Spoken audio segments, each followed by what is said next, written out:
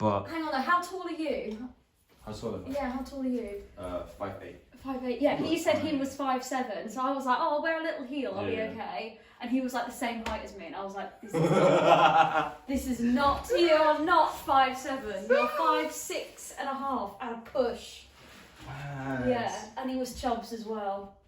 Which isn't a huge thing, but he's not my normal type anyway. Maybe he just gained a few. Bit of lockdown weight. Yeah. A few lockdown pounds. Oh my I god. mean, we've all done it, but. Yeah, no, I know, but you're too nice though, because I know. you actually stayed and. I did. No way. But then he sent me a message and he was like, "Oh, thank you for meeting up with me," and I was like, "Yeah, I sent him that classic, oh, I got home safe type thing." And he was like, "Oh yeah, thanks for a really nice evening." Then sent me another message and said, "Oh, I really appreciate you seeing me," and I was like, "Oh, I just maybe won't reply to it," and then if he starts the conversation again, I'll be like, "Look, it's not a vibe." Yeah. But he didn't reply to anything other than that, and Georgia was like, "Just fucking ghost him. Just ghost him." I was like, "Yeah, okay." Jesus. And any crazy dating stories you had? Well, obviously. Dating stories. Yeah. What's the most insane one you've had? I don't know. It's been a while. Or is it since you've been on the apps? That's why you've had a few techie ones. Yeah, I've had a few catfishes. Yeah. One or two. A few that are just so boring. They're just so dull, and all they do is ask for my Snapchat. I'm just like, "Can I have a Snapchat?" And I'm like, "I'm 24. I don't know." No, you I can't. don't use Snapchat. Ask for my phone number at least. Like that's. This is the thing. It's just the new system, isn't it? Like it's just that's how everyone is. Like, oh, you're gonna use Snapchat. Yeah. Just send pictures of their penises. Yeah. That's what I'm saying. So didn't ask for that, but okay. Yeah. To them, it's like, oh yeah, no, that'll be the vibe. That'll be nice. She'll really enjoy 100%. That. Yeah. Oh, she's at work. Yeah. It's class for 30 children, and that's what I received. So this is why I won't be able to do it. Like, no, I'm good because it's so different because it's been 3 years, and yeah, I just think how the whole system works now, I just couldn't do it. It's difficult. It's the fact that we've had the whole lockdown though as well. Like you can't go out and meet someone at a bar. Yeah. You have to just do it online and have that online interaction. It's just you don't get the vibe of a person when they're on messages. Now you can apparently. Wow. At your own risk, as I say. I know. But even when we went to Spoons on Saturday night, you can't get up and go to the bar to order a drink. Yeah. So you can't interact if there's another guy at the bar or something like that. You can't go to True. Yeah. You can go to True now, but I don't really want to. Because I'm all full of 18-year-olds now. This is I'm so old. Because my friends are like, oh, bro, come on, you can be the wingman or whatever. I'm like, bro, bear in mind, there's now obviously a few 18-year-olds that go to Surrey University or GCA, 18-year-olds that didn't get to do their freshers, who are so much energy, who are eager. So, and again, bearing in mind as well that most of the girls now, most of the younger lot, they know how to do their makeup. And an 18-year-old can look about 24. Yeah. So I was like, we're 25. And you're gonna go out there and then probably come out with the 18-year-old. Let's not do that. Let's go to the pub. Yeah, pub's better. Unless you know Janine is 30. Or do you know what I mean? Do you know what I mean? That everyone in the pub, I like to think they look their age. Because now that the clubs are open, you won't see as many young people in pubs as you were. As you did before, I think they'll be going down to, especially the ones that have turned 18 and 19 during the lockdown. There's going to be 2 generations of people that have never been clubbing before, and they're going to go bonkers. Do you see what I'm saying? Oh my god, it's going crazy. Yeah. It's going to be. Or you see a boy that you like in a club, and it's like, and you're like, oh, how old are you? And they're like 5 years younger than you. Yeah. And to me, 5 years, that's a lot, but 18, so old. Well, in that case, then, what's the for you? What's too young? Too young. I'd say 20. I don't know, because this guy that I've just been recently speaking to, he's younger than me. Because on Hinge, because I like boys and girls, on Hinge you can only put your age limit as 20 to 30, and I don't mind dating younger women, but I don't want to date younger men. I want to date older men. So you can't differentiate. You just have to put 20 to 30, even though I'd rather have. So you're getting a mixed bag. Everything. You're getting a whole. Yeah. To be fair, it makes sense. It makes sense. That's why you're getting a few weird ones. Oh yeah, I didn't know you could do that. You couldn't do that. Yeah, I think because you have separate ones for women and for men. Can you? It's not Tinder. Like, can you do? Tinder you can do both, but it's the same thing. You can only put the age category as like, you know, 20 to 30 or 20 to 30, 33, 34, whatever. So crazy. Yeah. Dating in a pandemic. No, I know, but hopefully, obviously, everything gets better. Everyone will be more active now that obviously everything's starting to open. But yeah, hopefully, fingers crossed. You find Mr. or Mrs. Right. Yeah. Yeah. Nah. Anyway, obviously, welcome to the podcast. Thanks for having me. Spility Podcast. Just introduce yourself and what you do, and then obviously we get started. Okay. Well, hi. I don't know if I'm talking to the camera. No, just normal conversation. Just speak to me. Well, I'm Zoe, and I'm 24. Yeah. I'm a primary school teacher. Nice. I graduated graduated. Yeah. Over Zoom. Yeah, over Zoom, literally. Had a graduation little ceremony on Zoom last May, June time, and then this year just gone has been my first year fully qualified. Man. Next year will be my second qualified. So see, that was your PGCE as well? Yeah, so I did PGCE as well as, you had like a choice. You could do qualified teacher status, which is just the UK, and then PGCE is like a more worldwide recognised qualification. Yeah. So it means I can travel with it if I want to, if I so desire. Yeah, 100%. No. Well, congratulations, because obviously you haven't done the whole university thing. It is long, so and you've gone through it, and obviously. And we did a similar undergrad degree as well. Yeah. So I flip it out like Akron Khan in the Tree Club. I know, yeah. With the cat tap. No, I like. So no, yeah, congratulations, because I'm guessing doing it as well we used to studying during COVID as well. Yeah. How was that?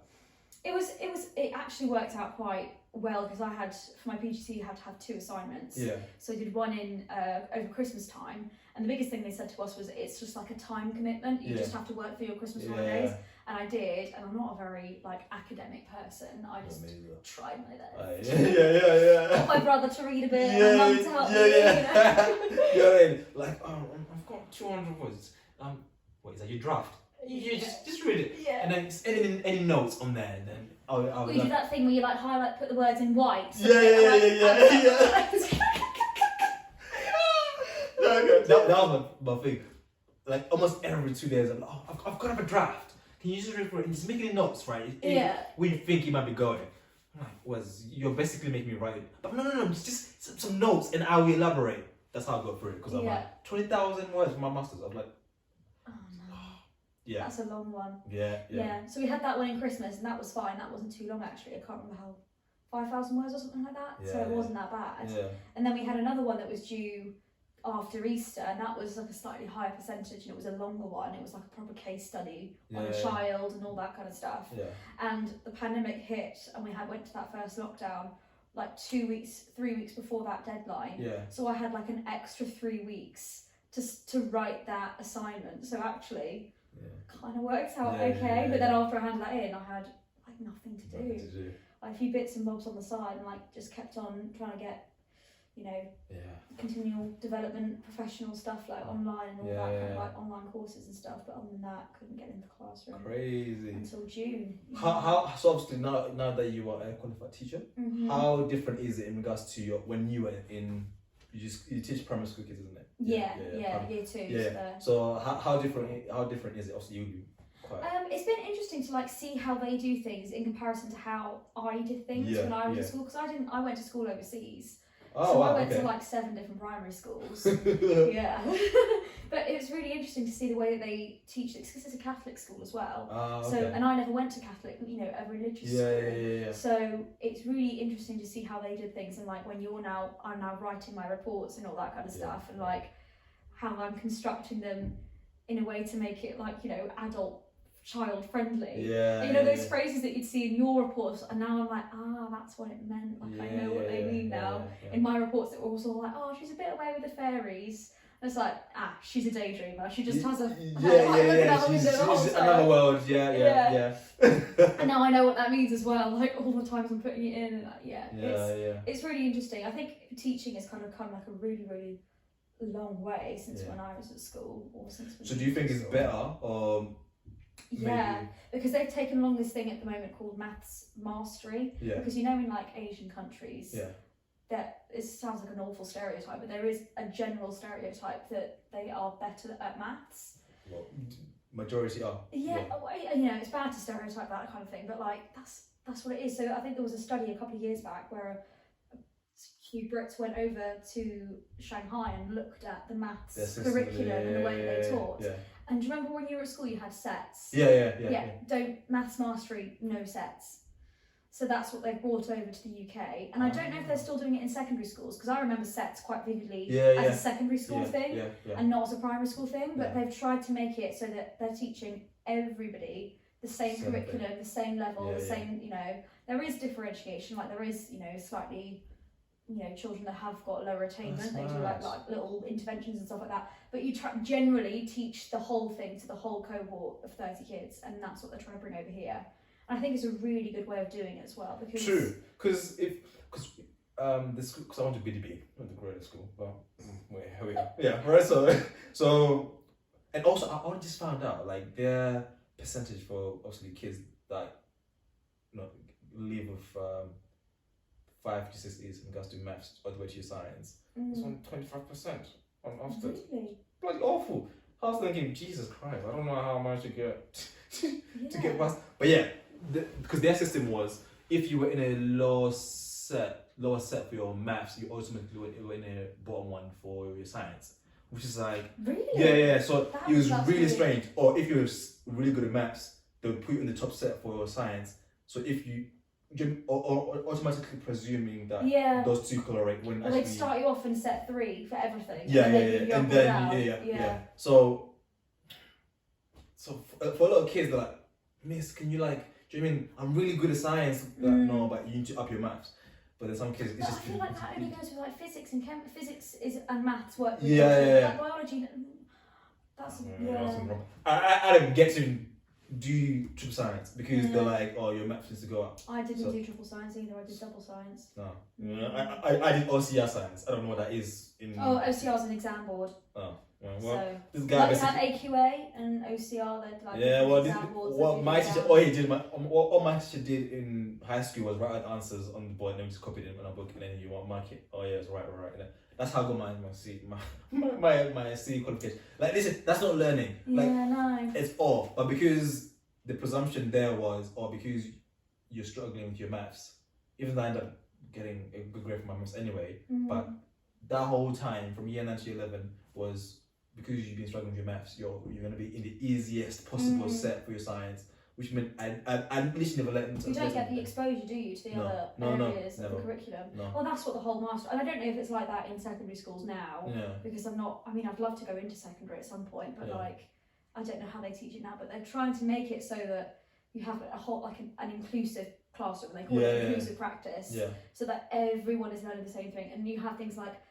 You have segregated practice, which means that you've got, you know, majority of the children in one room and then you've got a small group outside. Then you've got integrated practice where you've got the same group of children there's loads of visual aids and stuff like that, but like they're trying to make it so, but it is hard. They're using a lot of what they call concrete pictorial abstract, where when they have concrete, you start with using like maths materials, like you know, things that represent 10s and 1s and you know, counters and you know, you use like the toys, and that's great for the year 2s because you can actually physically hold 10 and then you understand the concept. If you've got 2 10s, or like, you know, if you've got 100 square, you can actually hold 100 and be like, that's 100 rather than it just be like this concept, 100's a big number, you can look at it and you can hold it now, so you know what the number is. That's and then they move on to pictorial, where they're drawing the materials in their book, and then abstract is writing the numbers and moving on to writing numbers. So you've got this whole like process. Now, a proper process. Yeah. Jeez, see, again, because I never actually went to primary school here, I came from Zim straight into high school. Yeah. And obviously English not being my strongest language, like when I first came here, everyone was like, oh, what's your name? I'm like, yes. That's what I knew, yes and no. Like, which is crazy, right? So it was year 7 all the way to year 11 was a process for me. again, it was all at that time. I felt like the expected kids to be, again, presuming making a presumption here now, the parents to do most of the work. So like we were saying now about there being a proper process to a kid going from learning sing, having a number, touching it, understanding it, to the process of actually writing it. I feel like those were things they were expecting our kids to have learned from primary school, so they didn't really bother with the basics. When you were it's just like you are now year 7. This is where we're going, right? So for kids that were, I guess, slower, I just put myself in that box as well. It was hard, man. Like, of course. I think from year 9 all the way to the last, well, I guess the exams that didn't count in year 11 for my maths and English and science. Well, no science. I was getting like D's and E's. The actual last exams somehow managed to, I guess, study really hard and get all my thesis to go to college. But I was like, yo, like, I know you're saying it to me, but it's just, I'm not getting it. Yeah, no. Do you know what I mean? And then by the time when you learn the basics, it's too late because now I've got overload of information. Yeah. But if you're doing this with them now, from like year 2, from the very beginning, because these things stick. So at least a child knows the basics. So when, they're going up levels, it gets easier, do you know what I mean? Because, as I say, as you get older, it gets harder to learn, Because Like we're trying to make it all in this, especially in Key Stage 1, because I'm in year 2. Make it all exploratory learning, because then it's. I mean, in reception, it's all learning through play. Everything's play based, and it's all free flow, which is perfect. And then when they get to year 1, they still have that free flow, but only until Christmas time. And then after Christmas, they have, which is great because it's a really nice transition for them. It's a really easy transition for them. And then it's after Christmas, it's all sit down. Much more sit down learning. So they can learn that whole formula of and then in year 2 it's sit down learning from September until all the way through, which is why year 2 is a big jump from year 1, because there's no free flow at all. You go straight from carpet to desk, carpet to desk type thing. But learning through play I think is so important for them to understand that concept of like what is a number. Like, especially because I'm so rubbish at maths. I thought it was my worst subject. I was so terrified of learning how to teach it, but it's my favourite thing to teach at the moment. Like now, it's my favourite thing to teach because it's so because I struggled. I can help the ones that struggle, and I can understand why they are struggling. They're like, 100%. Oh yeah, I don't. We've got someone who's writing 71 instead of 17, and I'm like, right, no, let's get. Let's get you back to holding a 10. This is what a 10 is. That comes first, then get the 7. So visualize taking it right back to that level. So, That's crazy, man. It's changed a lot, I think, since I was at school. Wow. So talking about play though, in regards to your sports days, because I was saying to you before, before we got started, obviously, there's now this whole thing about the younger the kids are in regards to primary school, it being less competitive, and obviously it's more about group thing. Grouping, and everyone gets a sticker for participating as well. Is your school the same? Do you kind of. We have we have those 4 houses. Like of course, the house thing. Except it's not Hufflepuff, Slytherin, Gryffindor, and Ravenclaw, which I would much prefer. Of course, big Harry Potter. But it's St John's, St Francis, all the other ones, St Paul, St Mark, So you've got your houses, and they have like the house points and all that kind of stuff. And you get a house point for holding the door, and you're doing something nice in class, whatever. And you put them in the houses, and sports day was only a couple of weeks ago, and it was my first sports day as a teacher, because I never got to do it as a trainee last year. And it was really nice actually because what they do is we would race the children, have the girls and have the boys, and they would race down the track, and you'd highlight the ones that were the fastest, so that you could have them in a race, and it would just be so that they would finish at the same time. So you wouldn't have anyone that was slightly slower. You wouldn't want anyone that was fast. So that all the slower ones went all together, so that they were all kind of at the same pace, and they weren't like. Johnny's all over there. Everyone's got the strugglers. Exactly. So we try and make it as kind of fair as possible in that sense, and it's more like, the kids are all shouting. They're like, go, Johnny and little Luca, let's go, and all that kind of stuff. It's not like But it's It's friends supporting friends, you know. Yeah, no, I get it, because obviously you don't try to discourage kids like too early, do you know what I mean? Because I get this. There's some kids that it might hit them quite, like I said, oh, I'm not looking forward to, for example, sports day, because they know that, oh, last time I was the last one, I came last place. So in that sense I get it, but like I said to you, again before we go started, that the high school jump, kids are brutal, right? Like it's so intense. Even myself, like I was like, what's wrong with these human beings, bro? Like they're so mean. I know. Like, so I feel like with that system, even though yes, it's great, everyone is good at their houses, etc. And like saying, not trying to making sure that all the slow kids are together and then all the fast kids are together, so that way it's fair. Like it's fair, yeah. But you don't think that it's making them a little bit like not soft, because that's they're kids. You can't really. Do you know what I mean? Yeah, I do know what you mean.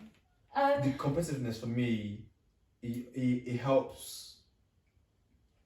It gives them a drive in my point of view. Do you know what I mean? It does. I think it is as they get. I mean, even you notice it in primary schools. The year six's sports day is hugely different to the Key Stage 1 sports day. The Key Stage 1 sports day, as I'm sure you'll probably remember from when you were at school, you know, whatever, in that environment, it was just about having fun. It was just about being with your mates. It was just about having a day off school. Egg and spoon and sack and all that stuff. Like, it was just purely about having a good time. Yeah. And it's interesting to see some of the children that I now teach that have that, like, oh, we lost, and they are quite upset. Surprisingly, really quite upset about having lost. And we try to portray the message: you win with grace and you lose with grace. And it's I don't know about that. and it's hard because, and especially with the Euros that went on recently, and I'm not a massive football fan. And it was just so funny seeing all the kids come into school and like with their their little, we had a Euros day, they had all their little England kits and all that kind of stuff, and they were all, you know, talking. So I have a few Italian kids in my class as well, of Italian heritage, and it was, you know, they all came in all very glum and tired on Monday morning, and it was all just having to sit there with them and say, look guys, it's just football. But which a lot of people will completely disagree with. No, 100%. But I don't know. Just like some kid will be looking forward to your maths class because they get it. Like they're excited for it. I feel like every kid needs that euphoria from something. Everybody's it's the sports side of things, or the creative side of it, or the drama side of it, or the singing, or the music side of it, or do you know what I mean? Whereas if you take out the competitive side, I know even if they're fairly young, there are some kids that, like for me, I was all sports stuff, like, because again, more time I didn't understand what was going on in the classroom. I was like, what is she saying? Like, do you know what I mean? So when it comes to sports day, they think that, oh my god, you're great. That helped me, like, you know what? I want that feeling that I'm getting from the sports side in English, in there. Do you know what I mean? So I was up to school, but that was like everything that I made from school. I was like, no, I need to put in the work as well to be good at this stuff. But I get what you're saying about when they're young. It's about, you know, them to enjoy being in that nice environment, and then slowly, I guess they do start to get you can see it. You can see it happening, especially as they get slightly older, like older year twos that are ready for year three. Yeah. And there is that, and especially in the boys as well. Especially the boys that play football on their lunch break and all that kind of stuff. They start young. They're like playing football in year one, and they're like this big, just kicking the ball around and like having, and it's great, and it's great for morale. And you know, we've had a couple of a new boy that came in who was, you know, quite anxious about being in a new school. Yeah. And we made him feel more comfortable by saying, look, you can have control of the ball. Here is the ball. It'll be your responsibility to take it in and take it out. Yeah. But then they have a lot of arguments. All the boys end up having arguments all the time. And it gets to a point where it's just like, oh, just don't play then. It's really harsh. And everyone's like, why? Our deputy head, she is obsessed with football. Yeah. And she's like, oh, it's really hard to, you know, because you want them to play and you want them to have that, like, competitive spirit, you know, camaraderie and all that. But it's like, But they just keep arguing all the Yeah, time. yeah, So yeah, yeah. why? But I think